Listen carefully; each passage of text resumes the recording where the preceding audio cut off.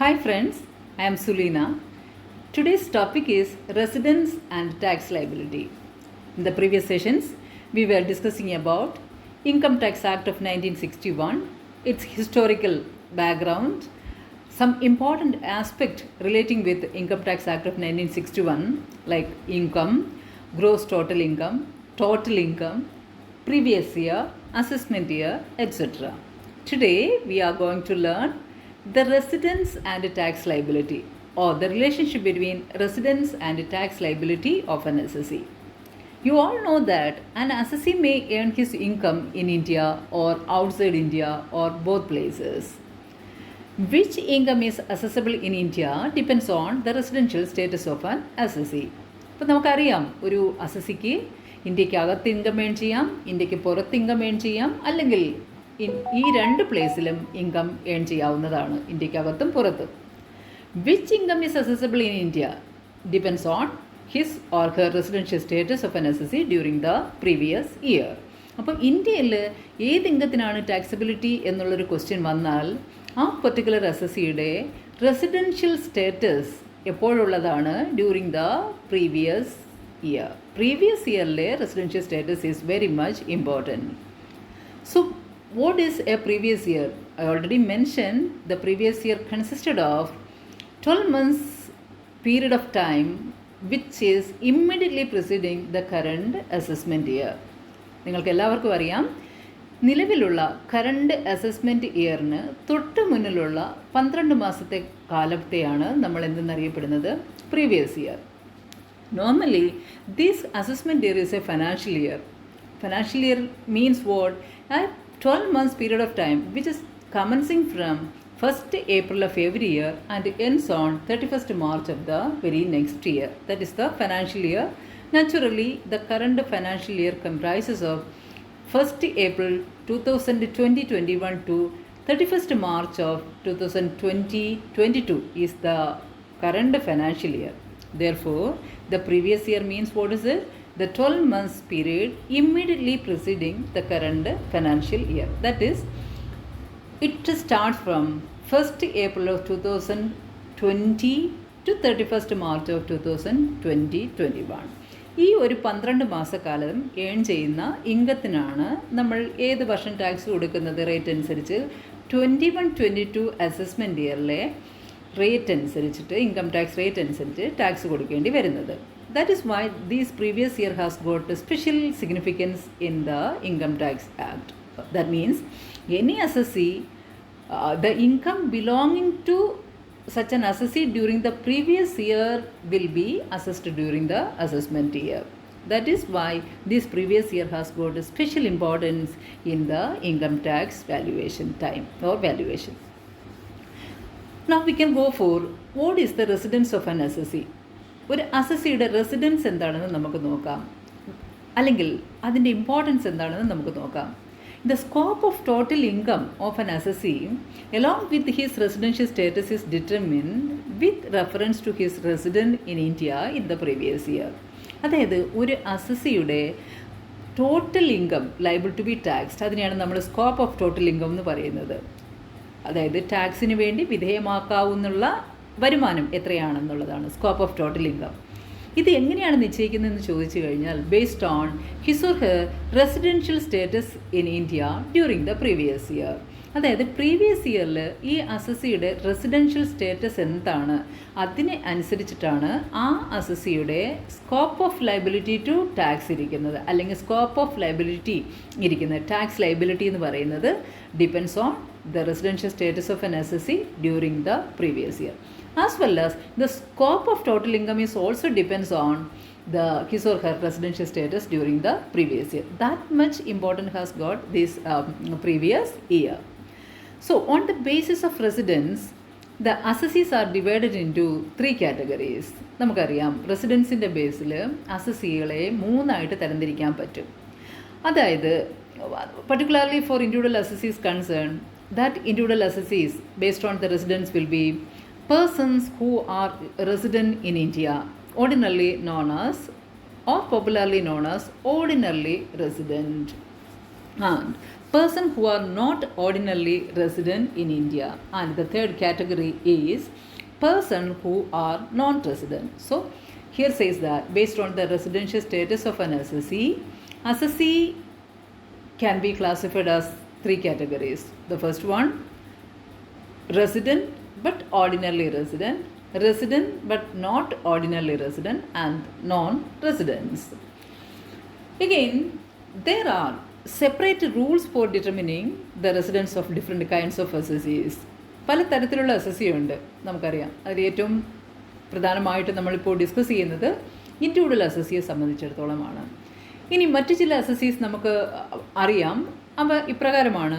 അതായത് ഇൻഡിവിജ്വൽ അസസിയെ കൂടാതെ Hindu undivided families, firms, association of persons, companies, local authorities and artificial juridical person. ഈ വിഭാഗത്തിൽ വരുന്ന ആൾക്കാരെ ഒരുമിച്ച് ചേർക്കുന്ന പേരാണ് അസസി എന്ന് പറയുന്നു. നമ്മുടെ ഇന്നത്തെ ടോപ്പിക് ഓഫ് ഡിസ്കഷൻ എന്ന് പറയുന്നത് residential status of an individual assessee. Individual ആയിട്ടുള്ള ഒരു അസസിയുടെ റെസിഡൻഷ്യൽ സ്റ്റാറ്റസ് ആണ്. അപ്പോൾ ഞാൻ പറഞ്ഞു 3 തരത്തിലുള്ള റെസിഡൻഷ്യൽ സ്റ്റാറ്റസ് ആണ് ഒരു ഇൻഡിവിജ്വൽ അസസിയെ സംബന്ധിച്ചിടത്തോളം നമുക്ക് പരിചയപ്പെടാൻ കഴിയുന്നത്. ഒന്ന് റെസിഡൻറ്റ് അസസി, ഒന്ന് resident but not ordinarily resident, and the third aspect will be non-resident. Now, who is a resident in India, or who is a resident assessee in India during the previous year? Simply speaking, an individual who is said to be resident in India, he or she has to fulfill any one of the basic conditions prescribed by the Income Tax Act and both the additional conditions. അതായത് income tax act പറയുന്ന ചില rules ഉണ്ട്, ആ basic conditions ഉണ്ട്, അതുപോലെ ചില additional കണ്ടീഷൻസും ഉണ്ട്. Basic കണ്ടീഷൻസിലെ ഏതെങ്കിലും ഒരു കണ്ടീഷൻ സാറ്റിസ്ഫൈഡ് ആവുകയും അഡീഷണൽ കണ്ടീഷൻസ് 2 എണ്ണവും സാറ്റിസ്ഫൈ ചെയ്ത് കഴിഞ്ഞാൽ ആ പെർട്ടിക്കുലർ അസസിയാണ് റെസിഡൻറ്റ് അസസി എന്ന് പറയുന്നത്. അപ്പോൾ നമുക്കറിയണം എന്തൊക്കെയാണ് ബേസിക് കണ്ടീഷൻസ് ആൻഡ് എന്തൊക്കെയാണ് അഡീഷണൽ കണ്ടീഷൻസ് എന്ന് ഓർത്തിരിക്കാം. So the basic condition refers to the first one, he is in India in the previous year for a period of 182 days or more during the previous year. അതായത് ഒരു വ്യക്തി previous ഇയറിൽ ഏറ്റവും ചുരുങ്ങിയ പക്ഷം 182 days എങ്കിലും ഇന്ത്യയിൽ ഉണ്ടായിരിക്കണം. അതൊരു ബേസിക് കണ്ടീഷനിൽ വരുന്ന ഒരു കാര്യമാണ്. അല്ലെങ്കിൽ he has been in India for at least 365 days during the 4 years preceding the previous year and is in India for at least 60 days during the previous year. ഇനി രണ്ടാമത്തെ ബേസിക് കണ്ടീഷൻ നോക്കുക. ഒരു വ്യക്തി ഏറ്റവും കുറഞ്ഞ പക്ഷം 365 ദിവസം ഉണ്ടായിരിക്കണം. എപ്പോഴാണ്? 4 years preceding the previous year. നിലവിലെ പ്രീവിയസ് ഇയറിന് തൊട്ട് മുന്നിലുള്ള 4 വർഷക്കാലം എടുക്കുമ്പോൾ ഈ 4 വർഷക്കാലത്തിനുള്ളിൽ 365 ദിവസം ഇന്ത്യയിൽ ഉണ്ടായിരിക്കണം. മാത്രമല്ല ഡ്യൂറിങ് ദ പ്രീവിയസ് ഇയർ, ഈ കറണ്ട് പ്രീവിയസ് ഇയറിൽ ഏറ്റവും മിനിമം 60 ഡേയ്സ് ഇന്ത്യയിൽ ഉണ്ടായിരിക്കുകയും വേണം. അപ്പോൾ ഇതിൽ ഏതെങ്കിലും ഒരു കണ്ടീഷൻ സാറ്റിസ്ഫൈ ചെയ്യണം റെസിഡൻറ്റ് ആകണമെന്നുണ്ടെങ്കിൽ. കൂടാതെ ഇനി പറയാൻ പോകുന്ന അഡീഷണൽ കണ്ടീഷൻസും സാറ്റിസ്ഫൈ ചെയ്തിരിക്കണം. അപ്പോൾ ബേസിക് കണ്ടീഷൻ ഞാൻ ഒന്നുകൂടെ പറയാം. He is in India in the previous year for a period of 182 days or more, or he has been in India for at least 365 days during the 4 years preceding the previous year and is in India for at least 60 days during the previous year. These two are the basic conditions. And the additional condition, however, here there is an exemption for 2 people. The one, an individual who is a citizen of India and leaves India in any previous year for the purpose of employment or as a member of a crew of an Indian ship must have stayed in India for at least 182 days during the previous year instead of 60 days. അപ്പോൾ ഇവിടെ ഞാൻ പറഞ്ഞു previous ഇയറിൽ 60 days എങ്കിലും minimum ഉണ്ടായിരിക്കണമെന്ന് പറഞ്ഞു രണ്ടാമത്തെ കണ്ടീഷൻസിൽ അല്ലെങ്കിൽ കണ്ടീഷനിൽ. പക്ഷേ ഇത് 2 കൂട്ടരെ സംബന്ധിച്ചിടത്തോളം, അതായത് ചില വ്യക്തികൾ ഇന്ത്യക്ക് പുറത്തോട്ട് തൊഴിൽ സംബന്ധമായിട്ട് പോവുകയാണ്, അവർക്കും അതോടൊപ്പം തന്നെ ഒരു ഇന്ത്യൻ ഷിപ്പിംഗ് കമ്പനിയുടെ ക്രൂ ആയിട്ട് വർക്ക് ചെയ്യുന്ന ഒരു നോൺ റെസിഡൻറ്റ് പേഴ്സൺ, ഇദ്ദേഹം ഇനി ഇന്ത്യക്ക് പുറത്ത് പോയി കഴിഞ്ഞാൽ ചിലപ്പോൾ തിരിച്ച് വരണം നിർബന്ധമൊന്നുമില്ല. അപ്പോൾ ഈ വ്യക്തിക്കും 60 ദിവസവും എന്നുള്ളത് 182 ദിവസം പ്രീവിയസ് ഇയറിൽ തന്നെ ഇന്ത്യയിൽ താമസം ഉണ്ടായിരിക്കണം. അതൊരു നിയമമാണ്. അത് കൂടാതെ പറയുന്നതെന്ന് വെച്ച് കഴിഞ്ഞാൽ, if an Indian citizen of India or a foreign national of Indian origin who is living outside India carries on a visit or comes on a visit to India in the previous year. അപ്പോൾ വിദേശത്ത് താമസിക്കുന്ന ഒരു Indian ഒറിജിനായിട്ടുള്ള ഒരാളാകാം, national ആകാം, വളരെ വർഷങ്ങളായിട്ട് ഇന്ത്യയിൽ താമസിക്കുകയാണ്, പക്ഷേ ഇന്ത്യയിൽ വിസിറ്റിന് വന്നിരിക്കുകയാണ്. അങ്ങനെയാണെങ്കിലും ആ വ്യക്തി റെസിഡൻ്റ് ആണെന്ന് പറയണമെങ്കിൽ പ്രീവിയസ് ഇയറിൽ 182 ഡേയ്സ് എങ്കിലും മിനിമം ഉണ്ടായിരിക്കണം. 60 ദിവസത്തെ ആ ഒരു എക്സംഷൻ മതിയാകില്ല, 182 ഡേയ്സ് തന്നെ ഉണ്ടാകണം. ഈ 2 സിറ്റുവേഷൻസ് ഒഴികെയും ബാക്കി എല്ലാ കേസിലും ഒരു അസസി റെസിഡൻറ്റ് അസസി ആണെന്ന് പറയണമെങ്കിൽ ബേസിക് കണ്ടീഷൻസിലുള്ള ഒരെണ്ണം ഇപ്രകാരമാണ്: മിനിമം 182 ഡേയ്സ് പ്രീവിയസ് ഇയറിൽ ഇന്ത്യയിൽ തങ്ങിയിരിക്കണം. അതല്ല എന്നുണ്ടെങ്കിൽ പ്രീവിയസ് ഇയറിന് തൊട്ട് മുന്നിലുള്ള 4 വർഷക്കാലം എടുക്കുകയാണെങ്കിൽ അതിൽ ആഗ്രിഗേറ്റായിട്ട് 365 ഡേയ്സ് ഉണ്ടായിരിക്കുകയും വേണം, പ്രീവിയസ് ഇയറിൽ 60 ഡേയ്സ് ഉണ്ടായിരിക്കുകയും വേണം. അപ്പോൾ ഈ 2 കണ്ടീഷൻസിൽ ഏതെങ്കിലും ഒരെണ്ണം സാറ്റിസ്ഫൈ ചെയ്യുകയും എന്നാൽ ആ വ്യക്തി അഡീഷണൽ കണ്ടീഷൻസ് രണ്ടും സാറ്റിസ്ഫൈ ചെയ്യുകയും ചെയ്യണം, എന്നാലേ റെസിഡൻ്റ് ആവുള്ളൂ. അപ്പോൾ നമുക്ക് നോക്കാം എന്താണ് additional conditions. What are the additional conditions to be fulfilled by an SSC? The first one is he has been in India in at least 2 out of 10 previous years preceding the relevant previous year. നമ്മൾക്കിപ്പോൾ relevant ആയിട്ടുള്ള previous ഇയറിന് തൊട്ട് മുന്നിലുള്ള 10 വർഷക്കാലം എടുക്കുമ്പോഴേക്കും അതിൽ 2 വർഷമെങ്കിലും ഇന്ത്യയിൽ താമസിച്ചിട്ടുള്ള ആളായിരിക്കണം. 2, he had been in India for at least 730 days in all during the 7 previous years preceding the relevant previous year. അതായത് നമ്മുടെ റെലവൻറ്റ് പ്രീവിയസ് ഇയറിന് തൊട്ട് മുന്നിലുള്ള 7 വർഷക്കാലം എടുക്കുമ്പോൾ ആഗ്രിഗേറ്റായിട്ട് 730 ഡേയ്സ് ഇന്ത്യയിൽ താമസിക്കണം.